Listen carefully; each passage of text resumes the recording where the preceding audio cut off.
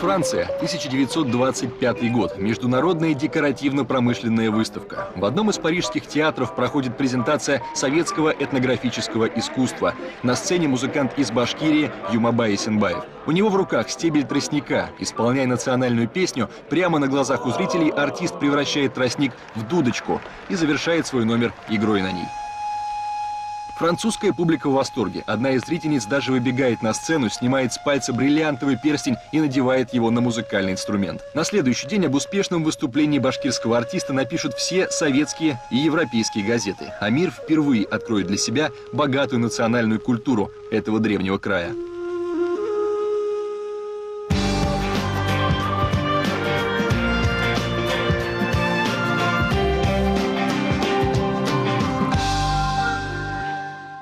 Современная культура Башкирии сохранила лучшие из древних традиций. Как и прежде, республика славится уникальной породой лошадей, а национальная кухня – полезным кумысом. Новое звучание получили старейшие в мире эпосы и тысячелетний инструмент – тростниковая дудочка «Курай». Теперь он не только культурный, но и государственный символ Башкирии – цветок курая, изображен на республиканском флаге. 7 его лучей обозначают объединение 7 племен, союз которых, по легенде, и составил основу башкирского этноса.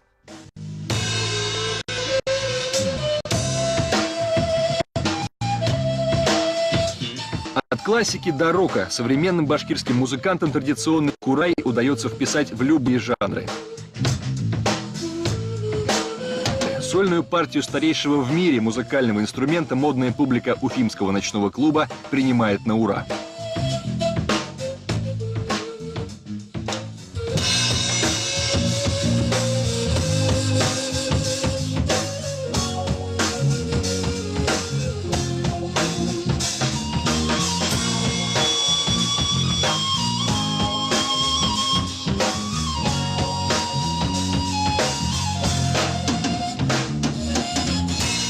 Мурат Джанизаков не просто любитель эклектики, он будущий профессиональный кураист, внимательно отслеживает все музыкальные тенденции. Мурат взял в руки инструмент еще в 7 лет в районном клубе. И настолько увлекся его звучанием, что спустя годы без труда поступил в Уфимское училище искусств, даже не зная нот. Курай – это не только музыка простая, прямолинейная. Курай – это очень обширная, как сказать, может, даже своя философия в нем есть. То есть человек, играющий на курае, на сцене, допустим, пусть он играет современные мелодии, пусть он играет народные мелодии, традиционные исполнения, он передает что-то народу. Допустим, если стоит кураист и играет башкирскую протяжную мелодию, можно заслушаться и как бы в мыслях представить, что именно она передает, эту легенду представить. В поисках первого сценического инструмента Мурат по совету опытных музыкантов объехал полреспублики. Одного из лучших мастеров нашел в Кугарчинском районе, почти в 300 километрах от Уфы. Качество курая определяется даже вот так вот. Берешь его, и он должен быть звонким, трубка. Сейчас, пробуй.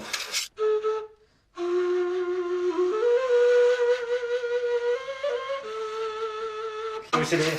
Повеселее можно, да.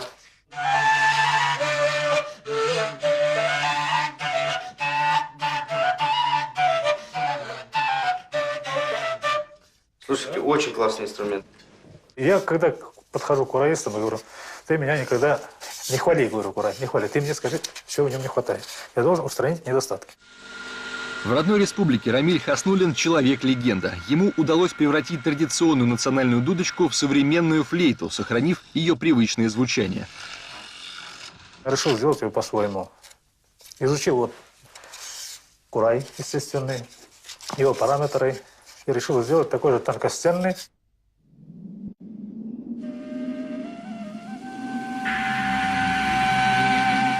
В древности, изготавливая курай, мастер отмерял длину тростника ладонями, при этом как бы разговаривая с ним. Ты кто? Курай. Где вырос? В лесу. Кто срезал тебя? Мастер. Для чего? Для игры. А расстояние между отверстиями рассчитывал при помощи пальцев.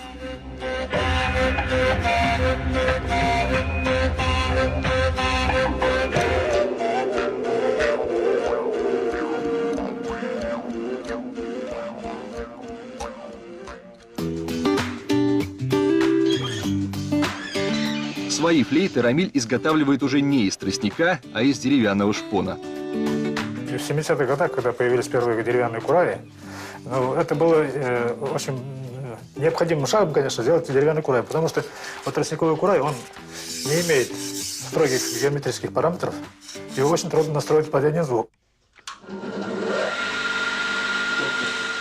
А за расположением дырочек на его инструментах, а значит за тональностью и строем в мастерской следят профессиональные тюнеры.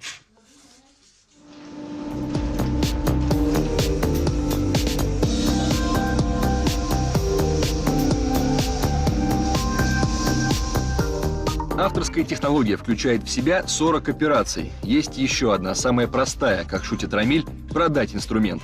Каждый год мастер собирает больше 2000 кураев, и все они моментально расходятся. За национальной башкирской флейтой в Курчагинский едут и из соседнего Татарстана, и из Тывы, и даже из Казахстана. Но большей популярностью инструмент все же пользуется у себя на родине.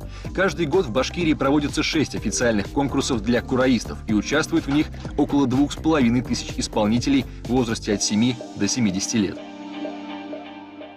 Курай вообще, я даже удивляюсь, насколько он стал популярным по сравнению с теми временами, когда я был молодым. Современные музыканты и молодежь особенно сейчас делают композиции, играют и классику, и все. Им действительно не хватает уже этих 6 звуков, которые извлекаются с 5 отверстиями. Я делаю инструменты с любым количеством отверстий, даже с клапанами. Это вот называется иш-курай. Он малоизвестен. То есть это почти как флейта Да, получается, да, это как флейта.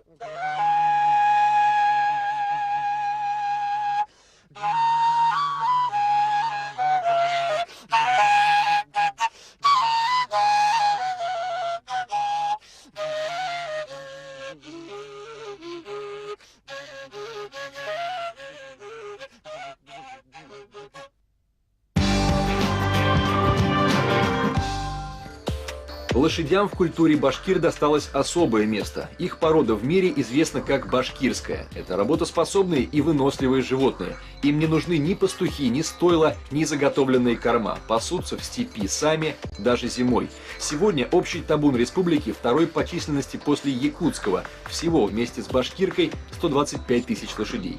Это 10-я часть российского поголовья и половина от того, что имеется в Приволжском округе. Башкирка – это единственная лошадь в мире, которая не вызывает у человека аллергии. Поэтому ее сегодня активно используют в иппотерапии и конном туризме. В выведении этой породы участвовали многие лошади, так как башкиры из своих военных походов всяких приводили трофеи, и даже были, скорее всего, приводы арабских лошадей. В советские годы порода неожиданно оказалась под угрозой исчезновения. Земли распахали под целину, и лошади остались без пастбищ. После развала Союза восстановление породы стало поистине национальной идеей. Чистокровных башкирских лошадей тогда разыскивали по всей стране.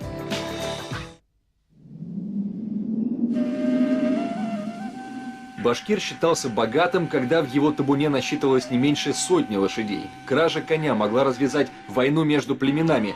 И напротив, преподнесенный в дар врагу чистокровный скакун мог уладить любое дело миром.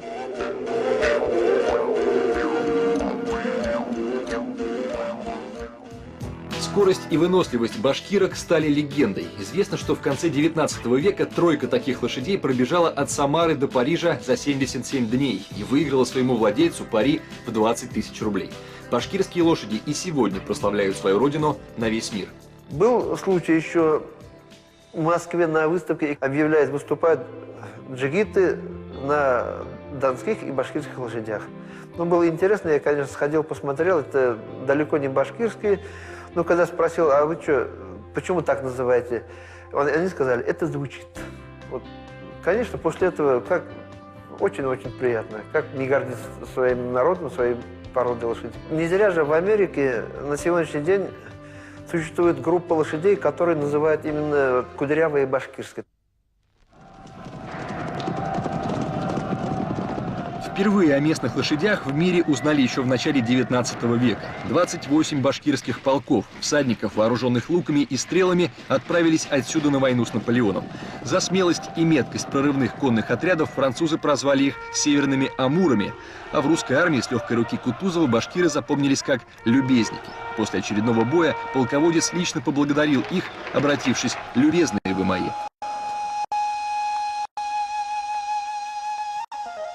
Они изумительно приспособлены для здешних мест, удивительно выносливые, неприхотливые, которые сама себе практически могут добывать корм при любых погодных условиях. Была незаменимым помощником и в походе, и в быту, была кормильцем, поставщиком одежды. И, естественно, башкирская лошадь для башкирского народа, ну, была практически второй половиной.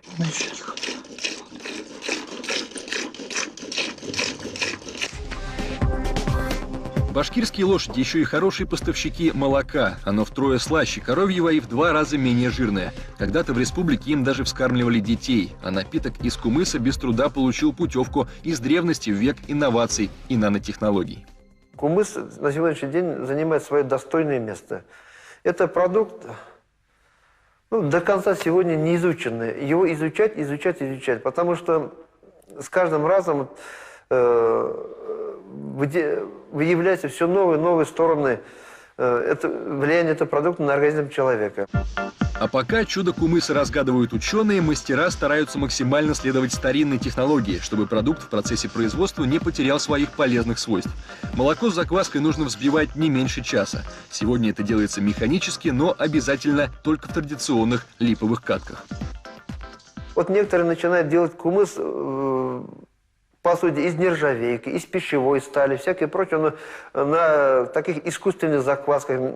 Трудно назвать его настоящим кумысом. Для производства кумыса пригодна только кожаная посуда, деревянная, ну и стекло, и само собой.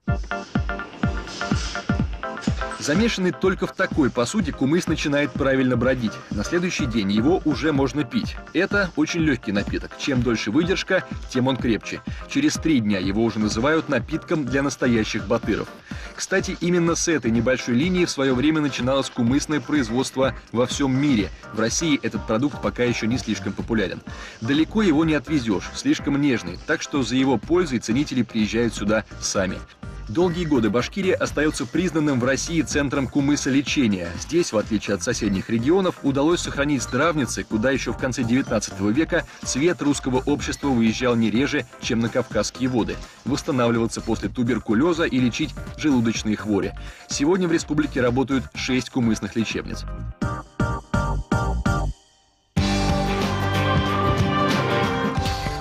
Главные башкирские ремесла – это изготовление конской упряжи и серебряных украшений. Женщины также ткали яркие шерстяные ковры, расшивали одежду обязательными оберегами и валяли войлок. Сегодня традицию поддерживают 50 небольших мастерских, разбросанных по республике. К саммитам ШОС и БРИКС здесь хотят выстроить целую сувенирную индустрию. Для этого разрабатывают программу развития народных промыслов.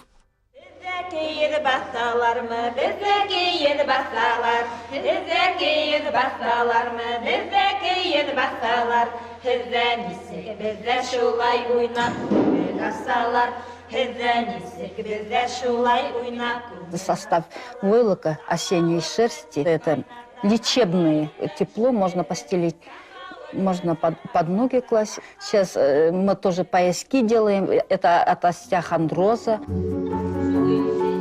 То, что впервые заметили в народе, современные медики возвели в ранг научной теории. Они доказали, изделия из шерсти хорошо отводят от тела влагу.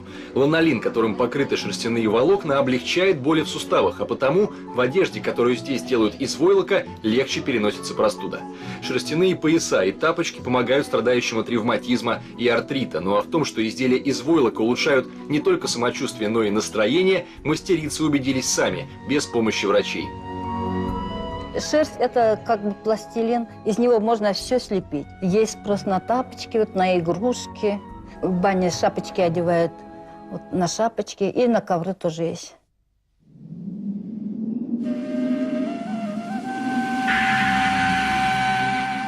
Теплый, легкий и практически вечный. Войлок – это лучший материал для изготовления юрты, походного дома древних кочевников-башкир.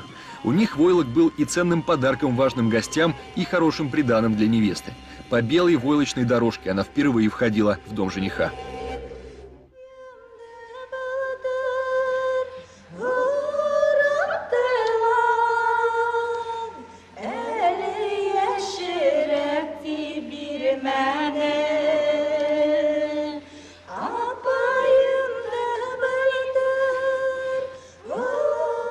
Вот это ремесло, все это уже позабылось же. Сейчас никто не делает. Не хотим, вот, чтобы вот это ремесло пропало. Вот учим детей, школьников. Один ковер – это несколько дней монотонной работы. Заготовку то и дело поливают кипятком, многократно моют и сушат. Верх мастерства – свалять не просто ковер, а настоящую картину. У бабушки какой-нибудь старушки что-нибудь узнаем, сразу приходим и начинаем рисовать, чтобы не забылось. Раньше делали какие-то орнаменты, или имена писали, или же год рождения, или в каком году валяли вот это войлоко, писали, вот знаки свои делали. А сейчас все это вот художественная работа делается у нас. Еще несколько лет назад это был обычный любительский клуб. Сегодня это уже настоящая мастерская, прославившая деревню Давлеканово на всю республику. Мы с девчатами хотим снова возродить, дальше работать по этой линии. И хотим что-нибудь такое, чтобы вот современные. Здесь не только сохраняют и активно развивают древнее ремесло. Сюда, в удаленный Зауральский район, теперь приезжают художники со всей России перенимать технологию. Они со своими студентами приезжали к нам, каждый год проводили семинар. Мы 5 лет подряд проводили семинар, все они обучались у нас валять войлоко. Мы у них чему-то обучались, они у нас. Благодаря ремеслу в деревне даже появился новый праздник. Каждое лето здесь встречаются ценители войлока, обмениваются опытом и демонстрируют друг другу новинки. В последнее время на праздник зачастили и жадные до народных шедевров туристы.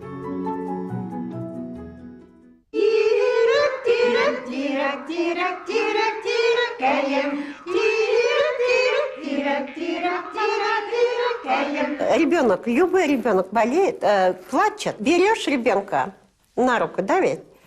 Успокаиваешь, делаешь и как начинаешь колыбельную башкирского народа, ребенок успокаивается. И тут опять-таки никакой шаманизма нет. Это нежные женские горловые пения просто. От колыбельной до эпоса потомственная сказительница Асия Гайнуллина может увлечь своими рассказами даже невнимательную публику. Проверено на десятках фестивалей, куда знаменитость города Сибай регулярно отправляют представлять Башкирию. Учитель английского, она всю жизнь работает над сохранением богатства родного языка. Красный коралл – это оберег мужчины, хотя красный коралл – носили женщины. И белый коралл, и красный коралл. Но оберег носит жена, а оберегает мужа. Вот это я скопировала у бабушки. Здесь монеты должны быть серебряные. И вот каждое поколение, вот здесь дальше продолжает, опять монета идет дальше, и рассказывает, даже доходило до колен. Иногда часто сопровождали женщины своих мужей. И вот в 1812 году, когда надо было купить табун лошадей, они золото или серебро просто сняли и бросали. А вот для современников, уверена сказительница, хорошим оберегом могли бы стать национальные башкирские эпосы. Это очень длинные повествования, исполнение которых – целое искусство. По правилам, рассказывать их надо только по памяти. Процесс займет несколько часов. Для горожан, загнанных стрессом, это то, что надо. Эффект, уверяет Асия, будет не хуже, чем от медитации. Когда трудно, надо рассказывать, с самого начала начинаешь, идешь и восстанавливаешь себя, равновесие, и как бы уже болезнь уходит. Но не грипп, кажется.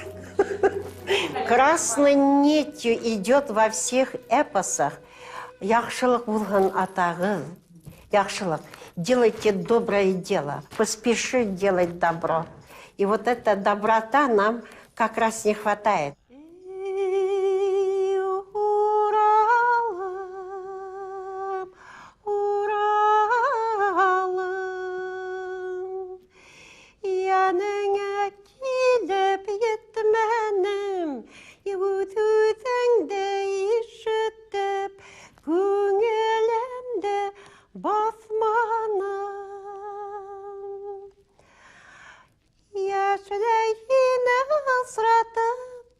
Шатлығымдан қыз болып, қоштынымды қалғайдым.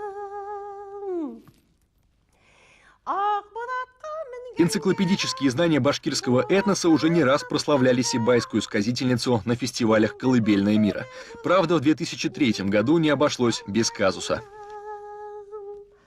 Моя колыбельная башкирского народа победила, то есть выиграла гран-при. Они решили отправить эти деньги в Бурятию.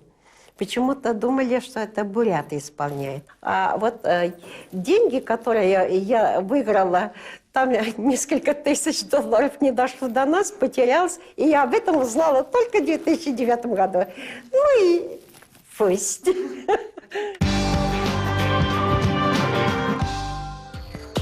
А вот современное академическое искусство Башкирии в мире знают хорошо. Здесь работают 4 филармонии и 12 театров. Для сравнения, в соседней Казани и Перми сцен значительно меньше. Башкирия – российский лидер по числу музеев. Их здесь больше 1000. Библиотек также рекордное количество – почти 1800. Вот только книги молодых башкирских авторов в них пока редкость. Алмаз Шамасов к 6 годам перечитал все книги в ближайшей от дома библиотеке. В 22 выпустил 2 собственных сборника стихов. Уверен, ему очень повезло, ведь его отец тоже писатель. У большинства же начинающих авторов путь к читателю сегодня особенно сложен. Есть просто, наверное, какой-то определенный разрыв поколений в писательской среде. Была такая очень хорошая практика, на мой взгляд, когда старший писатель работал с несколькими молодыми пишущими авторами. Вот. К сожалению, вот, где-то в 90-е годы это почему-то произошла утрата этой традиции хорошей. Но, с другой стороны, я полагаю, что здесь и молодежь тоже виновата. Потому что молодежи надо быть активнее. Если не слышат, надо громче кричать, надо громче петь. Значит, надо писать так, чтобы все ахнули, то есть, чтобы читатели обратили внимание. Мы хотим поделиться с миром, с обществом, с человечеством, вот тем, что у нас есть, какое богатство. Күтәрелеп Идел каяһына, карап тордым Ерем дарьяһына. Алыфыкка мансып тирә-якты, кояш нурлы караш менән миңа бакты. Йылы илтте минең йөрәгемә, янгә илтте һөеү туган илгә. Мин каяга басып күкрәк кирдем, тупрагымды һыйпап иткән йомшак елгә. Япрактарның серле кыштырлавын, кошсыктарның сут-сут моң йырдарын, шишмәләрнең сафлык бер күдәрен алып килде миңа надлы елем. Илем минең, ниндәй минең илем? Идел каяһында басып торам, күкрәгемә кысам йылы елде. Мин куанып ердә яшәвемә, күзәтәмен күген туган илдең. Япрагында, бәрхәт үләнендә, тупрагының ябай туданында, шишмәһенең көмеш тамсыһында, халкымдың кайнар устарында мин илемдең бер бидәген күрәм. Басып торам Идел каяһында, күкрәгемдә надлай йылы елем. Башкортстан, илем, минең илем. В поэтичную и музыкальную культуру 11 веков назад органично вплелась и новая тогда для башкир религия. Бывшие язычники под влиянием Золотой Орды приняли ислам. Сначала не очень охотно, но попытка российских властей насильно оправославить башкир привела к тому, что ислам здесь укоренился основательно. Екатерина II даже сделала Уфу официальным центром мусульманской религиозной жизни в России.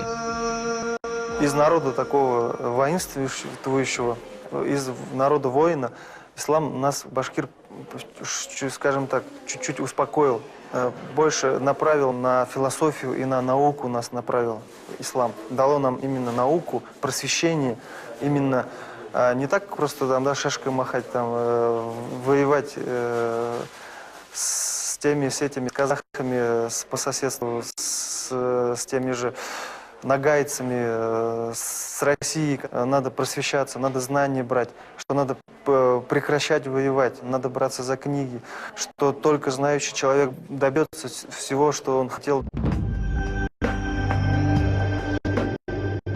Уважением к прошлому и сохранением традиций современная Башкирия тоже во многом обязана исламу. В конце прошлого столетия религия снова стала здесь очень популярной. 300 из почти 500 мечетей были построены именно тогда. Для большинства прихожан мечети – это еще общественные, учебные и просветительские центры, куда приходят люди разных поколений. Сегодня очевидно, древняя культура народов, населяющих Башкирию, совсем не музейный экспонат. Люди, живущие сегодня в республике, очень многое переняли от своих предков, но не меньше готовы они вложить в эту культуру и от себя.